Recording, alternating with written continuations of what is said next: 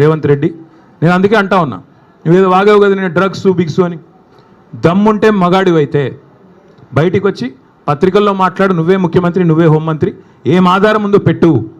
అంతేగాని ఒక దొంగలాగా నీకు అలవాటైన పని చీకట్లో కూర్చొని 10 మందితో ఒకటి చెవులో కూడా కొరుక్కొని పనికిమాలిన మాటలు మాట్లాడుతూ టైంపాస్ చేయకు. ఇంకొక మాట కూడా అడుగుతా ఉన్నా నేను, ఈ శవాల మీద పేలాలు ఏరుకోవడం ఏందే నాకు అర్థం కాదు.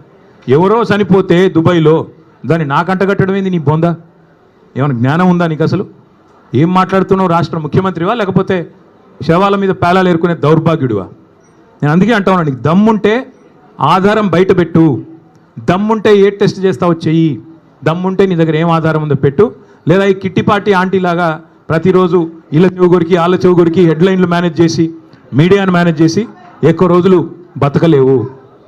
ఇంకో మాట నేను అడుగుతా ఉన్నా, నేనేదో అంటా ఉన్నాడు, నేనంట కోర్టుకు పోయి స్టే తెచ్చుకున్నా అంట. కోర్టు ఏం చెప్పింది తెలుసా రేవంత్ రెడ్డిని? ఇట్లాగే పిచ్చిబాగుడు వాగుతుంది. నేను చెప్పేది ఈరోజు కాదు, 2021లో ఇట్లాగే సన్నాసి మాటలు మాట్లాడినాడు, డ్రగ్స్ గిగ్స్ అని. నేను కోర్టుకు పోయి పనికిమాలిన మాటలు మాట్లాడుతున్నాడు ఆధారం లేకుండా అని కోర్టుకు పోతే కోర్టు ఏం చెప్పింది తెలుసా? చెత్త మాట్లాడితే చెప్పు తీసుకొని కొడతామని చెప్పి ఇంజంక్షన్ ఆర్డర్ ఇచ్చింది. దాన్ని స్టే అంటాడు. ఈ మూర్ఖుడికి ఇంజంక్షన్ ఆర్డర్ తెలియదు, స్టే తెలియదు. చెత్త మాటలు మాట్లాడితే చెప్పు తీసుకొని కొడతా అని కోర్టు చెప్పింది, నేను కాదు. బుద్ధి జ్ఞానం ఉంటే ఆ ఇంజంక్షన్ ఆర్డర్ ఇంకా ఉంది. నువ్వు ముఖ్యమంత్రివి. ఒక థర్డ్ రేట్ చిల్లరగాడిలాగా బజార్లో పోయే చిల్లర పంచాయతీలాగా చెయ్యకు. ఇంకో మాట అంటాడు, నేనేదో లోకేష్ని కలిసినట్టు అర్ధరాత్రి పోయి, మేమేం చేసినా బాజాప్తా చేస్తాం, బేజాప్తా చేయాల్సిన కర్మ మాకు లేదు. అయినా నాకు తెలియక అడుగుతా, లోకేష్ ఏమైనా నీ లెక్క అంతర్రాష్ట్ర దొంగనా? లోకేష్ ఏమైనా నీ లెక్క సంచులు మోసినోడా? లోకేష్ ఏమైనా నీ లెక్క చదువు రానోడా? కలిస్తే తప్పేంది? ఒకవేళ కలవలేదు కలిస్తే తప్పేంది?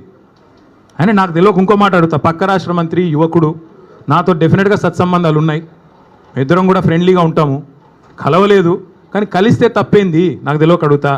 అయినా మీ పెద్ద బాసు చంద్రబాబు కొడుకే కదా, నేను ఏదో గూండానో దావుద్ ఇబ్రాహింనో చీకట్లో కలిసినట్టు డైలాగులేంద్ర హౌలా. నేను అడిగింది ఏంది, నేను చెప్పింది ఏంది? నేను దొంగను కలిసిన నీలాగా, లేకపోతే నీలాగా లోఫర్ రాజకీయాలు చేస్తున్నాను ఢిల్లీలో పోయి చీకట్లో పోయి అమిత్ షా కాళ్ళు పట్టుకొని చీకట్లో పోయి మోడీ గారి పాదాలకు ప్రణమిల్లి చిల్లర రాజకీయం చేస్తున్నానా? పక్క రాష్ట్ర మంత్రి యువకుడు నాకు తమ్ముళ్ళు అంటాడు, కలిస్తే కలుస్తా కానీ నేను కలవలేదు. దానికి ఏదో పెద్ద ఈయనేదో గొప్ప విషయం కనిపెట్టినట్టు. ఆయన నాకు తెలియక అడుగుతా, పాలన గురించి తెలుసుకోవాలంటే మమ్మల్నే కలుస్తారు బీఆర్ఎస్లను, దోపిడీ గురించి తెలుసుకోవాలంటే నిన్ను కలుస్తారు. ఆయన నన్ను కలిస్తే నీకేం నొచ్చింది? ఆయన నన్ను కలిసినా నీకేం బాధ అవుతుంది? నాకు అట్లా తెలియక అడుగుతా. నేనేమంటున్నా అంటే, ఈ చిల్లర మాటలతోని ఎన్ని రోజులు టైంపాస్ చేస్తావు?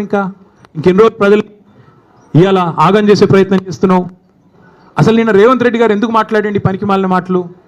ఎందుకు అంటే ఒకటే కారణం, ఈయన దొరికిపోయిండు. ఇందాక నేను చెప్పిన కదా, దొంగతనం చేయడం మళ్ళీ దొరికిపోవడం ఈయన స్పెషాలిటీ. 48 గంటల ముందు డైలాగులు కొట్టిండు, నేను రానే రాను. ఆంధ్ర వాళ్ళు మీటింగ్ పెట్టినారు, ఆంధ్ర ప్రభుత్వం వాళ్ళ చేతుల్లోనే కేంద్ర ప్రభుత్వం కూడా ఉంది, మరి నేను రాను. చంద్రబాబు పిలిచిన బనకచెర్ల గురించి అయితే నేను రాను అని డైలాగులు కొట్టినాడు, లీకులు ఇచ్చినాడు, లీకు వీరుడు. ఇచ్చిన తర్వాత 24 గంటల్లో ఏం మారిందో తెలియదు, 24 గంటల్లో ఏం జరిగిందో తెలియదు. ఠకామని ఢిల్లీలో తేలిండు. ఢిల్లీలో తేలిన తర్వాత స్పష్టంగా దొరికిపోయినాడు. ఈయనేమో బనకచెర్ల ప్రస్తావనే రాలేదంటాడు. ఆంధ్ర మంత్రి గారు రామానాయుడు గారు బయటకు వచ్చి మొట్టమొదటి ఎజెండా అంశమే బనకచెర్ల, దాని మీద